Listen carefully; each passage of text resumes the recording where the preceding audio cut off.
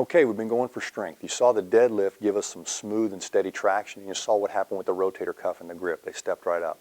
We added the swing, almost made that traction ballistic. Well, we did the pull, now we got to do the push. And there's nothing better than the push-up. But as simple as it is in an exercise, first of all, it's underutilized. Body weight training is way underutilized. Pavel wrote a whole book called The Naked Warrior just on a push-up and a pistol. Push-up being a push-up, going to a one-arm push-up as you get stronger, and a pistol being a single-leg deep squat. Look at the book. It says a lot of great things about how to really get that body weight strength. Brett and I are going to show you 4 transitions for the push-up. Now, if you have somebody who can't even do one correct push-up, use your incline. Let gravity be your friend. Put more weight on the feet. Get the arms up. Use a bench. Use a massage table if you need to get them that high. But get those reps up. Now, strength training, 3 to 5 reps. But if we're trying to reinforce motor learning and stability and things like that, go higher into the reps just to build the volume and the confidence, and then take them down a little bit lower. First, we're going to do a regular push-up. And I want you to know that there's some tricks to doing the push-up. Everything that we said, the one thing you can't do, though, is a grip. But you can claw the ground. The other thing is weight bear on the outside of the hand, not the inside of the hand. And most people line up the push-up up here high with eye level. It should be right under the shoulder joint, vertical arm. Now we test the push-up flayed way out here in the functional movement screen. That's not an exercise, that's a test. We're looking for core stability faults, poor alignment. So don't even think that that's the way we exercise. It's a nice trick, but it's not the way we exercise. We exercise fundamentally with a good clean push-up. Brett's going to show you a good clean push-up. He's going to get the alignment set. Remember everything I said. He's going to basically screw his hands into the floor and suck those shoulders back into the socket, maintaining vertical. Crisp push-up down, crisp back up, using the same breath as if he's lifting big weight.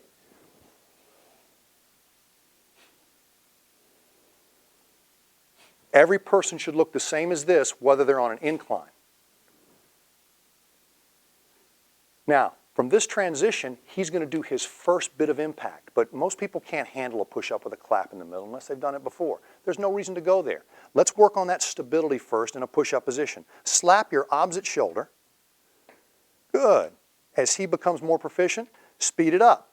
If they have a little difficulty, wide base, widen the legs. As they get better, narrow the base or go to single leg. This is all great for core stabilization.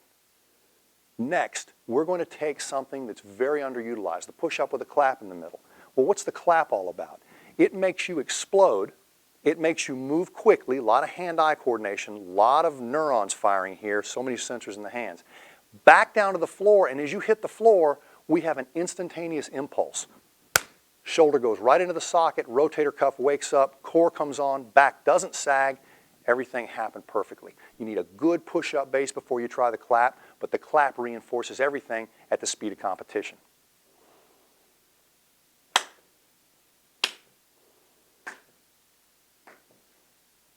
Great. Now, you may think we left out the row, but we didn't.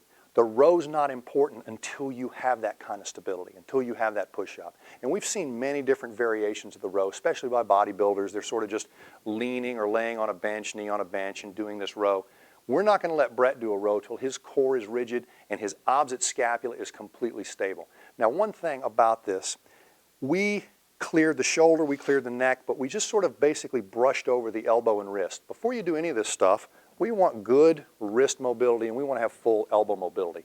It's sort of a no-brainer. Definitely clear that out. If somebody's got range of motion restrictions, this is not the exercise for them. Use all the other stuff we have shown you, but you might want to delete this if there's an issue or range of motion limitation. Let's see a real row on a push-up base.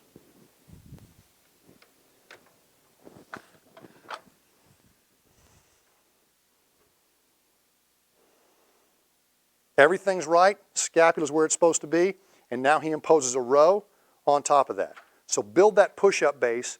Now you deserve to do a row. Any row before that is probably not done on a good, rigid, stable, or sticky scapula. So the scapular stability he gained on the left taught the one on the right something. So one side of the body's learning from the other. Once again, this is a great asymmetrical move. Watch him on one side, watch him on the other, clean it up. Remember, skill is always going to be better on one side. Your tennis player, better technique, better skill on the right. Your thrower, things like that. Golf swing, definitely more skill in one direction. But this is not skill. This is raw strength, and it should be symmetrical.